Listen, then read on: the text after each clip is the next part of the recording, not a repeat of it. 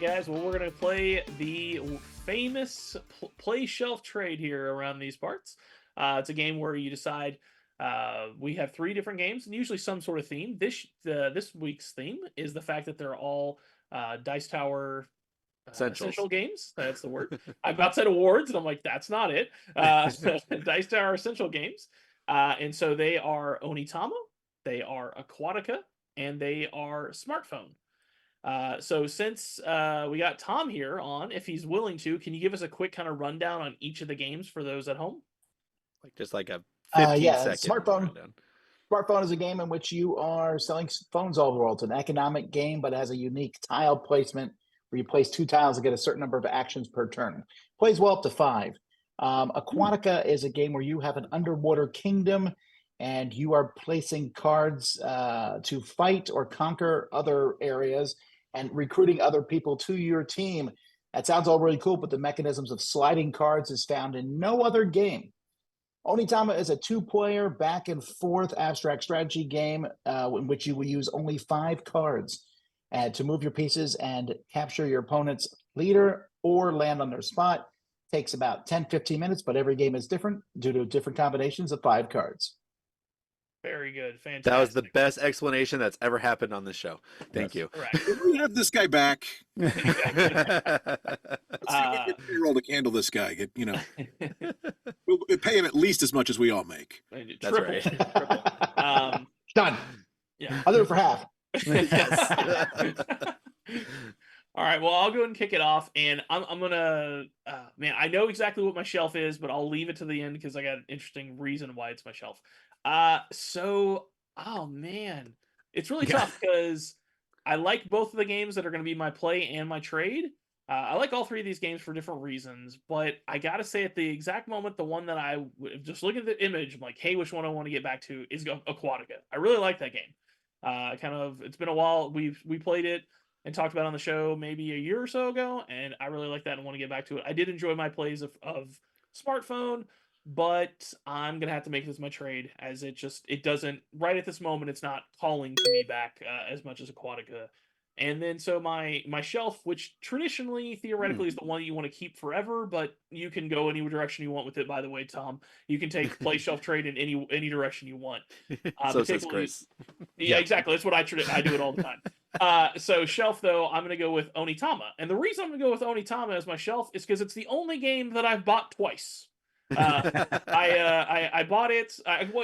Bought it twice. I need to buy it thrice, but I've only bought it twice because I bought it and had it for, I don't know, it was on my shelf. I played it once or twice and it was on my shelf for a while. Then I took it to a board game night and it was still in my board game bag in my basement. And the night, a few days later, my hot water heater failed and crushed and bottom dropped out of it and made a stream across my basement. And it was maybe an 18-inch wide stream. And in that stream was my board game bag. So it, as well as some other games like El Grande, which was very sad to me. Luckily, it got replaced by my awesome friends, but that's another story. So it got destroyed there, and then I replaced it within a few months, and it was in the backseat of my car, and my son destroyed it with his drink. So I bought it twice. I probably need to buy it thrice, and it is worth it because I do love the simple mechanics of. I just love a kind of the simple chess, but you're playing with the cards, and when you play it, you pass it, and I just love the simplicity, but the depth that game adds. So Onitama will be my shelf. I would go to Andy, but we're having some technical problems with this video right now. So Daniel, what you got? Yeah, I'll be back in just a minute. My phone died apparently, so Wow. But Wow. I'm here and you can hear me. But I'll join you here in a second. Things put a that picture never up happened above. before until we have the biggest guest of our show on. Yeah. Thanks, Andy. Okay, I'll do my play shelf trade while he's figuring that out. All right, I am going to go with my shelf, and that is Onitama.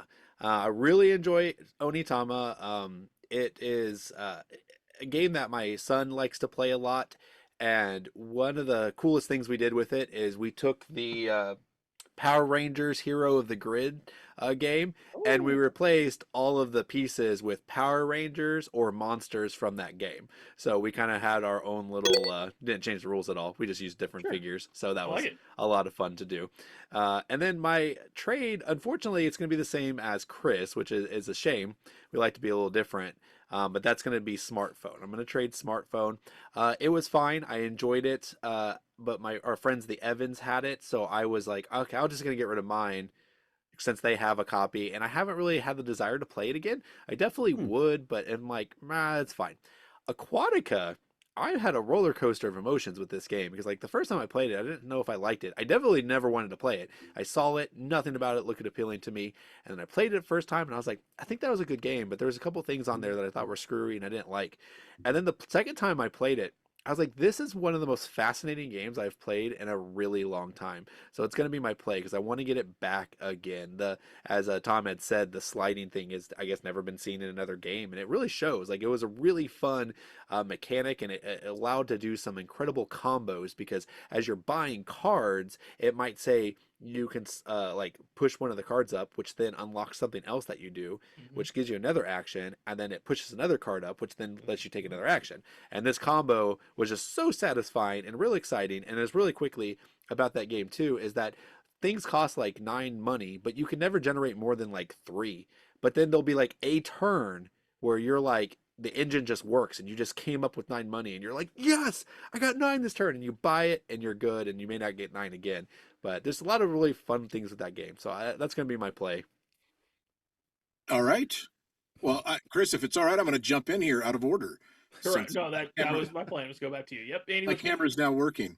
Unlike you guys, I'm going to break the trend here and totally shake things up because first I'm going to go with my play, and my play is going to be smartphone because I have not played it yet, but I like the idea of it, and the description Tom gave makes me intrigued by it, so I really need to get smartphone played. Shelf is going to go Aquatica, and that's because, again, as Daniel mentioned, it is a fun game. It's an interesting game. It's a unique game.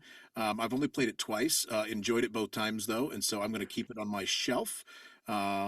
And then as far as my trade, it's going to be Onitama. And why? Because there are other games that does what Onitama does that is better, in my opinion. For instance, I'm a big fan of the Duke. I'm a big fan of Tosh Kalar. Those are games that...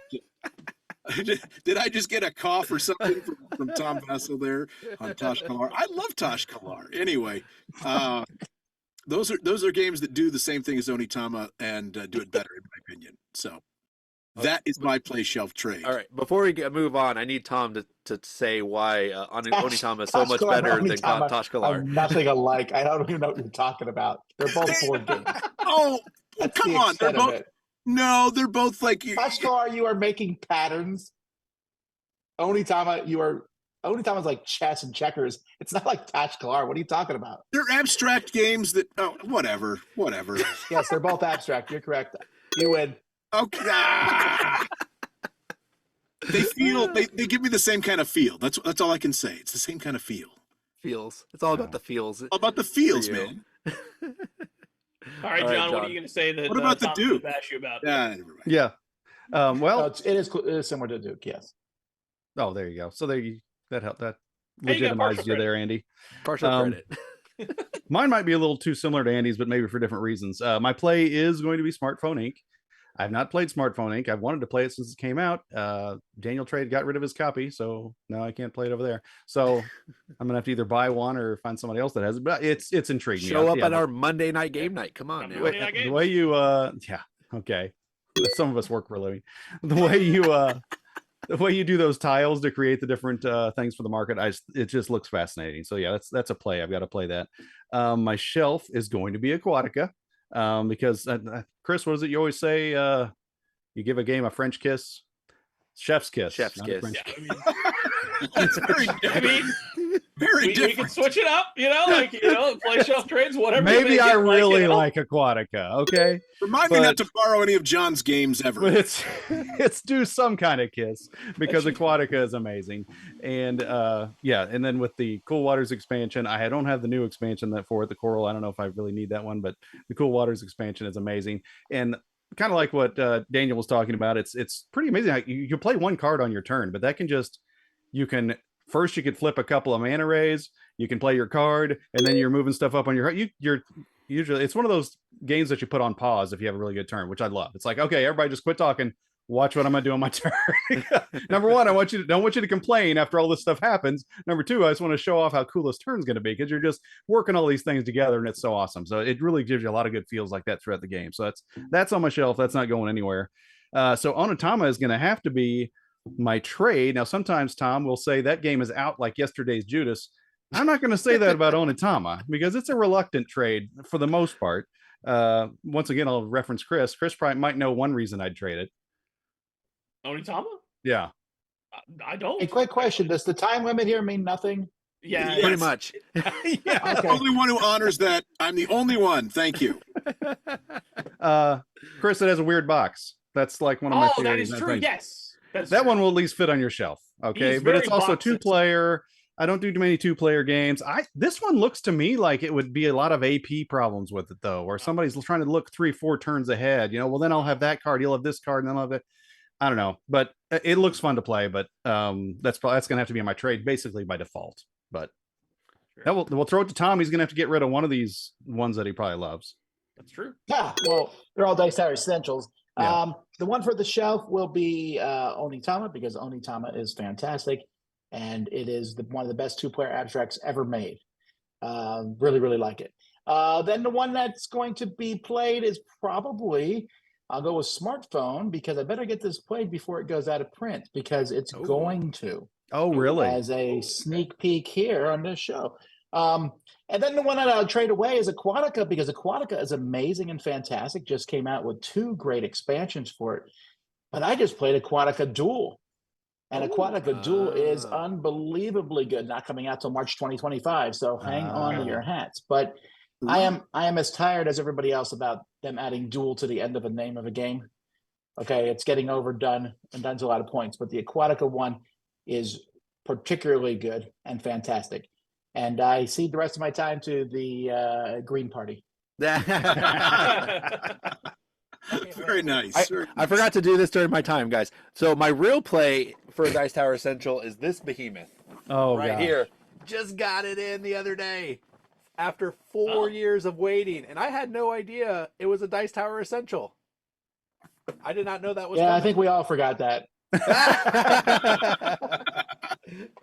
Is there any plans to keep that in production, or is it kind of? I feel pretty confident that's a one and done thing. Yeah, I got that box also, and they didn't run the size of that box by me. That is ridiculous. And there's 2 of them. There's 2 of them. Oh my Yeah, gosh. no kidding. Well, all I know is that it's official. Like if we ever have any level of clout to where we're putting a approved symbol on games, it's going to be the around the board French Kiss Award. That's right. And you just made it sure we never get that, Chris. Thanks. Right. That's right. Well, I think it's time to award the winner today, and the runaway winner by far is going to be Mr. Tom Vasel. Thank you, Tom, for joining us. And you've got Yes, 2. I won a game today. You did. You won a game. That's right. Go and log it. We can log it, can't we? Let's log it. Okay. That's right. What do you got for us? You got 2 minutes to talk about whatever you want.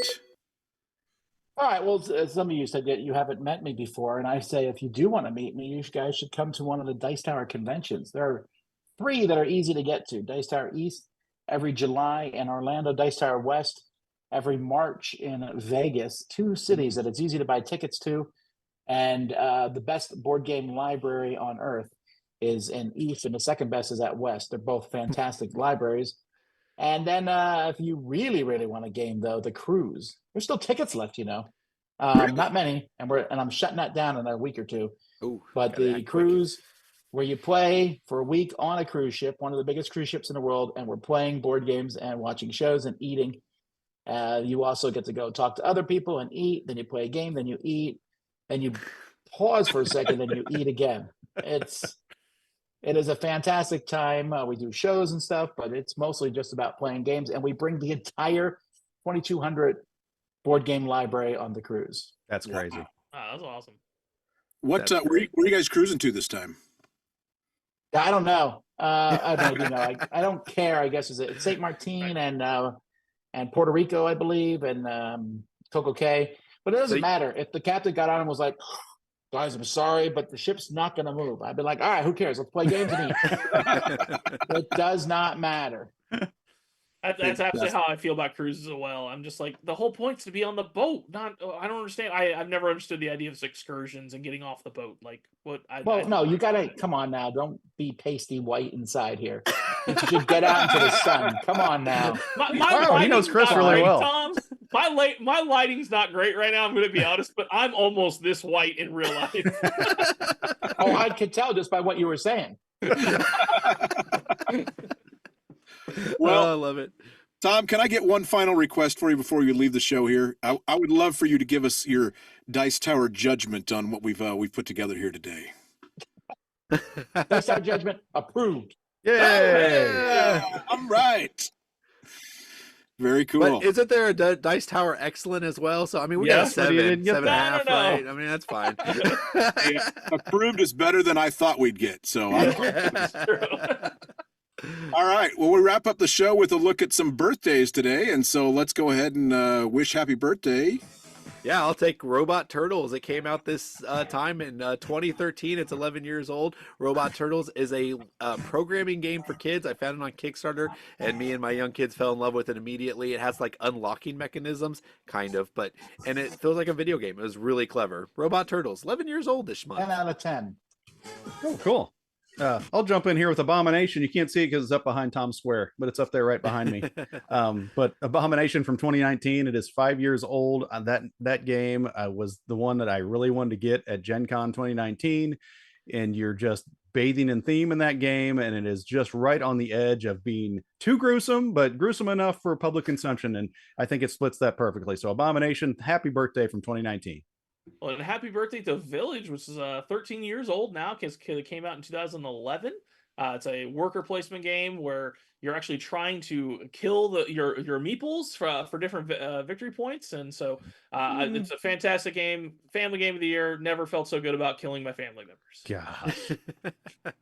And then we have to say happy birthday to Dune Imperium as well, which came out this month in 2020. And, if you've listened to the show or watched the show a lot, you probably think I have some sort of back deal with Direwolf. Well, I kind of do. They hired me to do a bunch of voiceover work in the past. But I love those guys. And Paul Denon has become a really up-and-coming designer.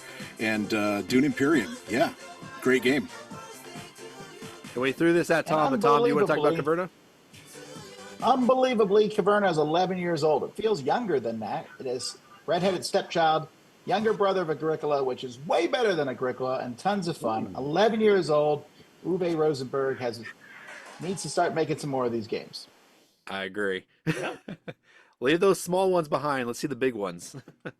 All right, guys. Well, I think that's going to be it for today. Tom, thank you so much for visiting us. This is like the highlight of my life when it comes to gaming. Of course, it's like getting married, having kids, and then having Tom Vasel on. Oh my! You guys knew I was gonna have to do it eventually. I was gonna have to say something foolish.